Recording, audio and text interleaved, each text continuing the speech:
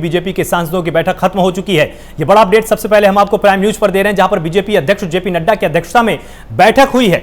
यह बड़ा अपडेट आपको बता रहे हैं, जहां पर दिल्ली में यूपी बीजेपी के सांसदों की बैठक खत्म हो चुकी है। बीजेपी अध्यक्ष जेपी नड्डा की अध्यक्षता में बैठक की गई।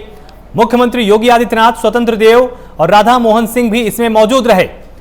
तो बड़ा अपडेट सामने आया। लगातार यहां पर 2022 की रणनीति तैयार की जा रही है और यूपी बीजेपी के सांसद भी इसमें बैठे हुए थे, इनके साथ जुड़े हुए थे। तो बीजेपी अध्यक्ष जेपी नड्डा की अध्यक्षता में यह पूरी बैठक हुई है और इस बैठक के दौरान आपको बता दें कि मुख्यमंत्री योगी आदित्यनाथ, स्वतंत्र देव, राधा मोहन सिंह भी मौजूद रहे। इस पूरी खबर पर और अधिक जानकारी के लिए हमारे साथ संवाददाता अंकित त्रिवेदी जुड़े हुए हैं। तो अंकित, क्या अपडेट्स है इस खबर में लेकर और क्या मंथन हुआ इस पूरी बैठक में?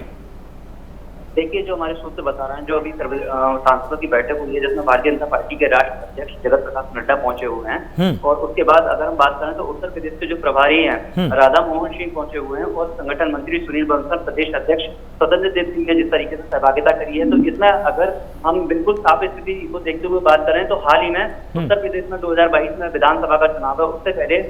सभी सांसदों को ये निर्देश दिए गए भारतीय जनता पार्टी के मुखिया की तरफ से, जेपी नड्डा जी की तरफ से, कि 75 घंटे आपको अपने लोकसभा क्षेत्र यानी संसदीय क्षेत्र में रहना है। जो सरकार की योजना है उनको जनता के बीच तक लेके जाना है। जिस तरीके से सेकंड वेव कोरोना महामारी की आई थी, उसके बाद सरकार ने किस तरीके से जनता के बीच में, अगर हम उत्तर प्रदेश की बात करें, उत्तर प्रदेश के मुखिया योगी आदित्यनाथ लगातार ग्राउंड जीरो पर जाके अधिकारियों के साथ बैठकें कर रहे थे, सारी स्थिति का जायजा ले रहे थे। ऑक्सीजन से लेकर रेमडेसिविर इंजेक्शन या फिर और भी अन्य सुविधाओं को देखते हुए योगी आदित्यनाथ काम कर रहे थे। जो हाल ही में उत्तर प्रदेश में विधानसभा का चुनाव है, तो ऐसे में भारतीय जनता पार्टी अपने सांसदों को चुनावी मंत्र दे रही है, क्योंकि कुछ दिन पहले पश्चिम बंगाल में विधानसभा चुनाव में जिस तरीके से हार का सामना किया था, तो उनको कहीं ना कहीं ये डर है कि उत्तर प्रदेश में भी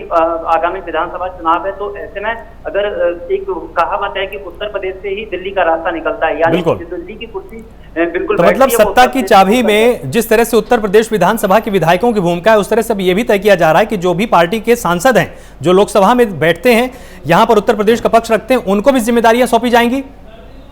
बिल्कुल, देखिए, बिल्कुल साफ स्थिति से अगर देखें तो भारतीय जनता पार्टी के राष्ट्रीय अध्यक्ष और वरिष्ठ नेताओं की तरफ से कहा गया है कि जो आगामी चुनाव है उससे पहले 75 घंटे अपने संसदीय क्षेत्र में देना है। इसका अभी तिथि का ऐलान नहीं हुआ है, आधिकारिक घोषणा नहीं हुई है, ऑफिशियल अनाउंसमेंट नहीं हुआ है। जब तक ऑफिशियल अनाउंसमेंट नहीं हो जाता कि 75 घंटे किस दिन रहेंगे और वो अपने जो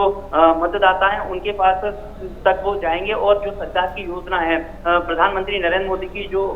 योजना है, उनको जनता के बीच में ले जाके उन सभी योजनाओं से अवगत कराएंगे और जो हाल ही में थर्ड वेव आ रही है उससे कैसे सतर्क रहना है और सरकार के साथ मिलकर कैसे काम करना है, ये बहुत सारी बातें हुई हैं। उत्तर प्रदेश के जो चुनाव प्रभारी हैं राधा मोहन सिंह भी इसमें पहुंचे हुए हैं, भारतीय जनता पार्टी के प्रदेश अध्यक्ष स्वतंत्र देव वो भी इसमें पहुंचे हुए हैं। तो इन सभी पार्टी के वरिष्ठ नेताओं को, संगठन के नेताओं को, ऐसी पार्टी के हाईकमान, अगर हम बात करें, जेपी नड्डा ने ऐसे संकेत दिए हैं कि 2022 की जो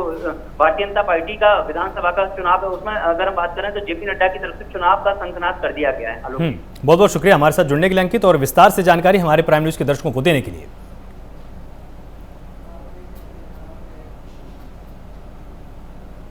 अब भाई आपको लखनऊ से एक बड़ी खबर बताते हैं, जहां पर सपा